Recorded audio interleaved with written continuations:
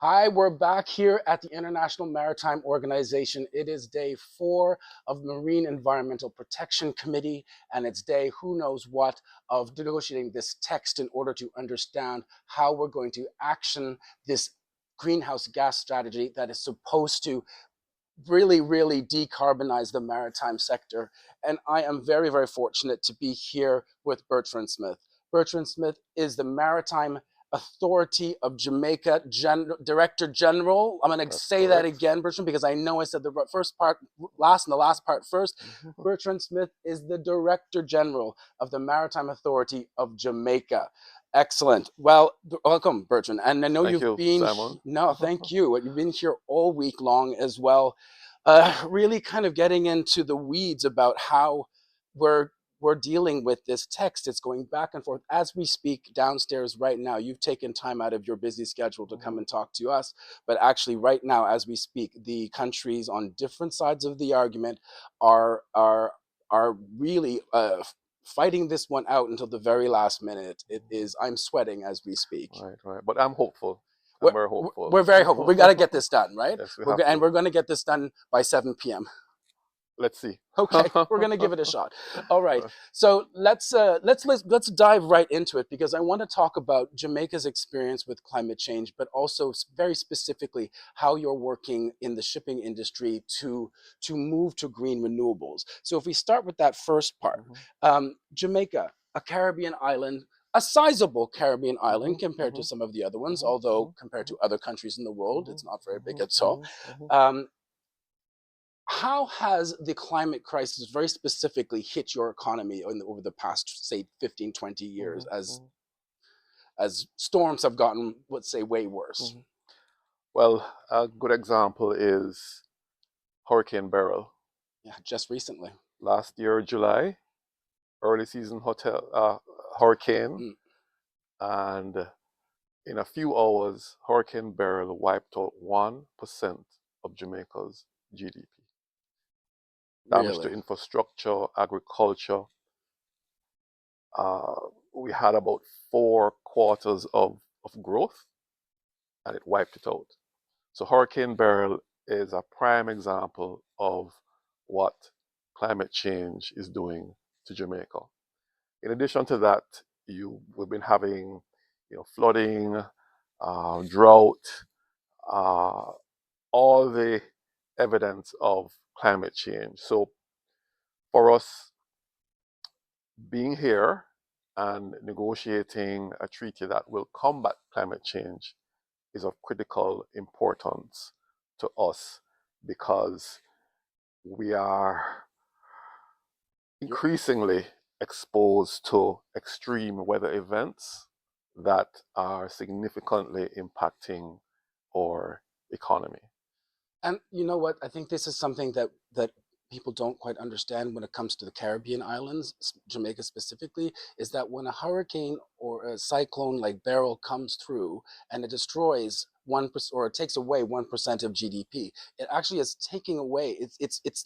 It doesn't come back Mhm, in a 12-month period of mhm, time. It takes mhm, years, mhm, sometimes decades, for mhm. countries to actually build that back, especially if it's completely damaged infrastructure. Right. And it's not a single season. The season will begin in a few months and we may be exposed to other Multiple. extreme, right? Yeah. So it's something that is constant, it's significant, and for us, any opportunity to combat climate change, which will reduce the impact of hurricanes, we're in full support of that. And on that note, let's go into what's going on downstairs Right. then, because that's what they're trying to do or supposed to be trying to do.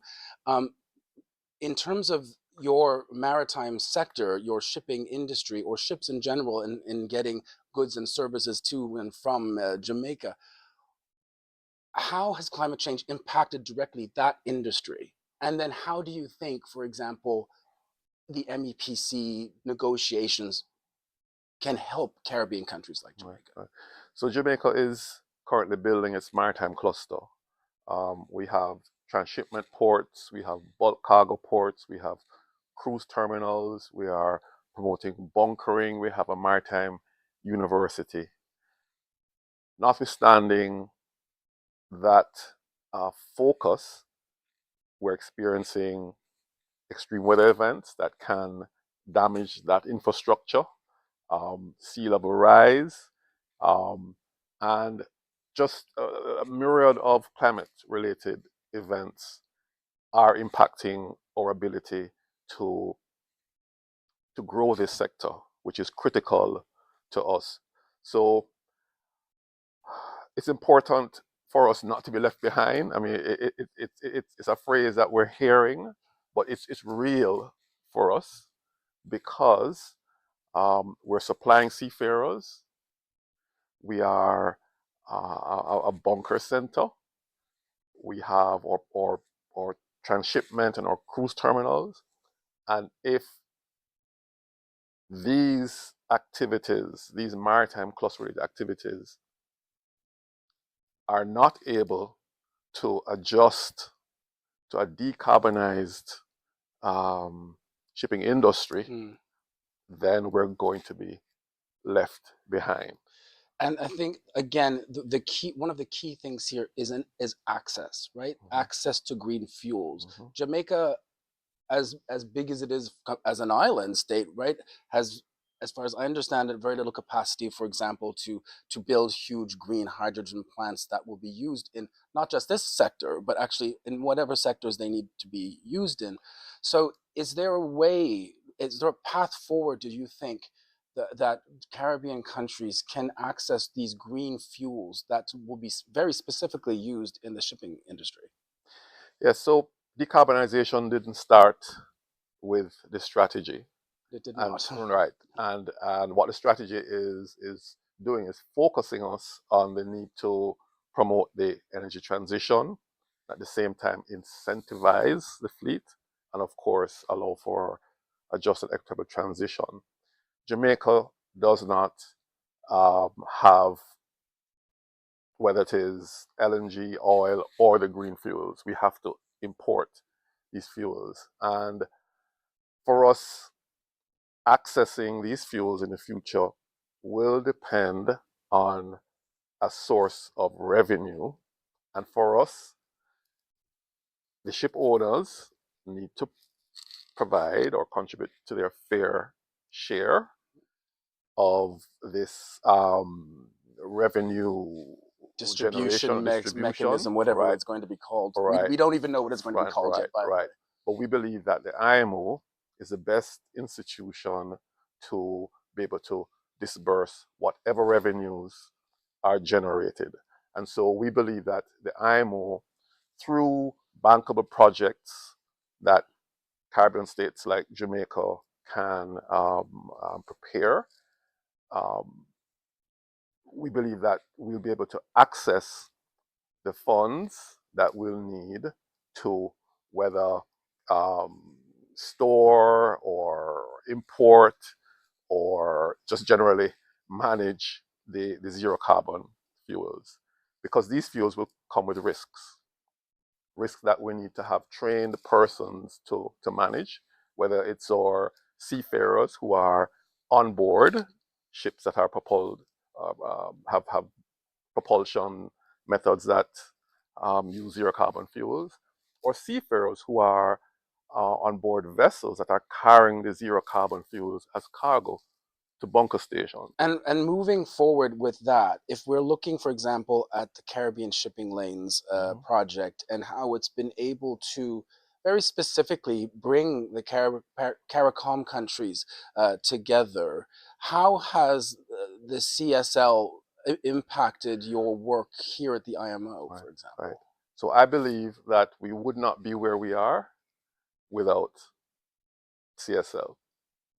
Uh, for you to be at the table, you have to have data, you have to have trade expertise, legal expertise, technical expertise, and as delegates who generally attend these meetings, we're policymakers. We may have a bit of legal expertise. We may be seafarers, but these negotiations are so technical and so multifaceted that it requires resources beyond the capacity of member states like Jamaica. And CSL has been able to gather these resources to backstop us, whether it's research or crunching numbers, modeling. CSL has been more than um, uh, instrumental Mm-hmm. in ensuring that we remain at the table. That's really important to know. And I know that as we move forward throughout the evening to understand where we will end up Mm-hmm. within these particular negotiations as a region anyway, we have to move forward. Mm-hmm. As the idea, I think, that we are still needing to use fossil fuels is an outdated one. We Mm-hmm. have the technologies and the energies. We just have to produce them so Mm-hmm. they can be used, and used, as you were saying, equitably, Mm-hmm. globally. And that is Mm-hmm. supposed to be what we're doing down there right now. Yeah, yeah. The good thing about the IMO system is that whether you have 2 billion people or 20,000 people, you have a seat at the table, and your voice is equal. And as a region, we've been able to come together and influence the debate here. So I'm very hopeful. Um, I'm very optimistic that we'll reach the outcome which we want, which is meeting the target while ensuring that there is uh, generation of revenue sufficient to reward or incentivize the fleet, but also to ensure that there's a just and equitable transition, and that there's a body that can administer the funds when that time comes. Jamaica, as a small island developing state, represents the interest of the region on the IMO Council, which is the decision making body of the IMO. So all these discussions that are going on now at some point will come before the council for ratification. And Jamaica is that country that will continue to be the voice, not only of the Caribbean region, but all of the SIDS at the council, to ensure that the hard work that we're putting in now will come to fruition. Okay, wonderful. Bertrand Smith, thank you so much. We've got to go Okay. back into the Okay. negotiations, but it's been Well, an absolute thanks pleasure. for having me, Yeah, Simon. all Okay. anytime, anytime. Okay.